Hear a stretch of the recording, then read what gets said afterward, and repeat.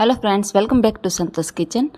આજે આપણે મરચાંના રીંગ ભજીયા છે તે બનાવીશું। ખાવામાં ખૂબ જ ટેસ્ટી અને એકદમ ક્રન્ચી એવા આ રીંગ ભજીયા છે તે બનાવવા ખૂબ જ આસાન છે અને નાનાથી લઈ મોટા સૌને ભાવે એવા આ રીંગ ભજીયા છે તે તમે પણ એક વખત જરૂરથી ટ્રાય કરશો। જો એક વખત આવી રીતે રીંગ ભજીયા છે તે બનાવી લીધા તો તમે મરચાંના બીજા બધા જ ભજીયા છે તે ભૂલી જશો। અને જો આજની આ રેસીપી છે તે તમને પસંદ આવે તો વિડીયોને લાઇક કરજો, શેર કરજો અને મારા ચેનલને સબસ્ક્રાઈબ કરી લેજો। તો ચાલો બનાવવાની આપણે શરૂઆત કરીએ।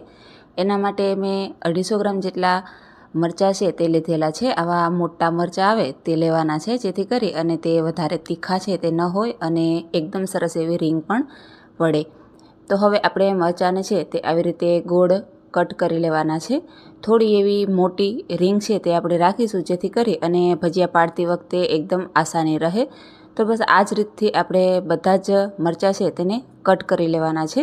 અહીંયા મેં બધા જ મરચાંને કટ કરી લીધા છે અને વચ્ચેથી આવી રીતે બિયા છે તે કાઢી લેવાના છે। અહીંયા મારે મરચાંની અંદર બિયા છે તે વધારે નહોતા, એટલા માટે કાઢવાની જરૂર નથી। પછી એની અંદર એક તીખું મરચું છે તે એડ કરીશું, કારણ કે આ મરચાં છે તે એકદમ મોળા છે, બિલકુલ તીખા નથી અને તીખાશ માટે થોડું એવું આપણે એક તીખું મરચું છે તે એડ કરી દેવાનું છે। જો તમારે તે સ્કીપ કરવું હોય તો તે પણ કરી શકો છો। પછી એક બાઉલની અંદર આપણે તેને ટ્રાન્સફર કરી અને તેની અંદર મીઠું છે તે એડ કરી દઈશું। પછી થોડો એવો આપણે તેની અંદર ચાટ મસાલો એડ કરવાનો છે। અહીંયા જો તમારે આદું એડ કરવું હોય તો આદું પણ એડ કરી શકો છો, ખમણી અને આદું એડ કરવાનું। પછી ઉપરથી અડધો લીંબુનો રસ છે તે એડ કરી દઈશું। અહીંયા જો તમારે હળદર એડ કરવી હોય તો તે પણ એડ કરી શકો છો, મેં હળદર છે તે સ્કીપ કરેલી છે। પછી આપણે તેની અંદર ચણાનો લોટ છે તે એડ કરવાનો છે। મેં અહીંયા મોટી 3 ચમચી જેટલો ચણાનો લોટ છે તે લીધેલો છે। બધું છે તે એકદમ સારી રીતે મિક્સ કરી દેવાનું છે। પછી જો જરૂર જણાય તો લોટ છે તે વધારે એડ કરવાનો। આવી રીતે બધું છે તે એકદમ સારી રીતે મિક્સ કરી દીધું છે। ઉપરથી થોડું એવું આપણે પાણી છે તે એડ કરીશું, પાણી વધારે નહીં, બસ 1 ચમચી જેટલું પાણી એડ કરી અને એકદમ સરસ એવું આપણે મિક્સ કરી દેવાનું છે। તો એકદમ સરસ મિક્સ થઈ ગયું છે। તો હવે તેલ છે તે ગરમ કરવા માટે આપણે રાખી દઈશું। તેલ ગરમ થાય એટલે આપણે તેની અંદર એક એક કરી અને રીંગ ભજીયા છે તે પાડી લેવાના છે। એકદમ આસાનીથી છૂટા છે તે થઈ જશે। જો તમારે એકી સાથે એડ કરવા હોય તો પણ કરી શકો છો, કારણ કે તેલની અંદર ભજીયા એડ કરશું એટલે તે ઓટોમેટિક છૂટા છે તે પડી જશે। બધા જ આવી રીતે એડ કરી અને આપણે તેને 1 થી 1.5 મિનિટ માટે ફ્રાય થવા દેવાના છે। થોડા એવા ગોલ્ડન બ્રાઉન કલરના થાય ત્યાં સુધી આપણે તેને આવી રીતે તળતા રહીશું।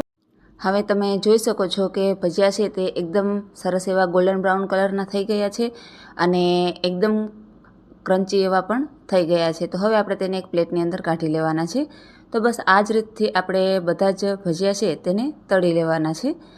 અહીંયા તેલ છે તે તમારે એકદમ ગરમ રાખવાનું છે। એકદમ ગરમ તેલ હશે તો એકદમ ક્રન્ચી એવા આપણા ભજીયા છે તે બની અને તૈયાર થશે।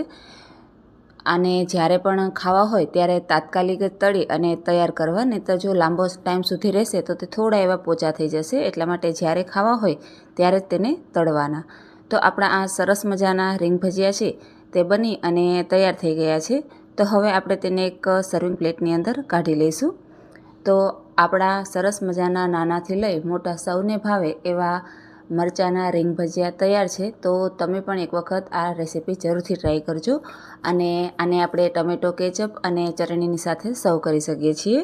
તો આજની આ રેસીપી છે તે તમને કેવી લાગી તે મને કોમેન્ટ કરી અને જરૂરથી જણાવજો। અને જો વિડીયો પસંદ આવ્યો હોય તો વિડીયોને લાઇક કરજો, શેર કરજો અને મારા ચેનલને સબસ્ક્રાઈબ કરી લેજો, જેથી કરી અને આવનારા નવા વિડીયોની નોટિફિકેશન છે તે તમને મળતી રહે। Thank you for watching.